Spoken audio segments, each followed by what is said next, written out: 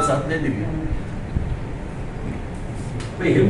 प्रश्न असा आहे ना की मी तेव्हा पण सांगत होतो, माझं आजही म्हणणं आहे, मला असं वाटतं 84 साली राजीव गांधींना जे बहुमत मिळालं त्या बहुमतानंतर नरेंद्र मोदींना बहुमत मिळालं 30 वर्षानंतर. बरोबर. आपण निवडणुकीच्या अगोदर काय बोलतो आहोत आणि निवडून आल्यानंतर आपण काय करतो याचं जर भान सुटलं तर हे असं होतं.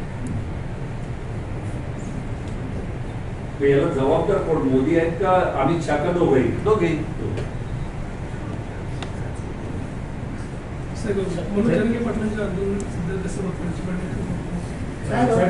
जेव्हा विधानसभेला समोर ब्लूप्रिंट सारखे प्रयोग केले, सगळ्यांना समोर विकासामा ठेवला होता, आता समोर होताना नवीन काही कल्पना असतील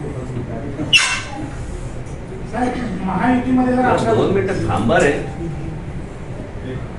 मी कुठे चाललोय का मला जरा सांगा. प्रश्नांची आपली घाई. ह्याने विचारलेल्या प्रश्नाचं उत्तर तर देऊ देत मला. सर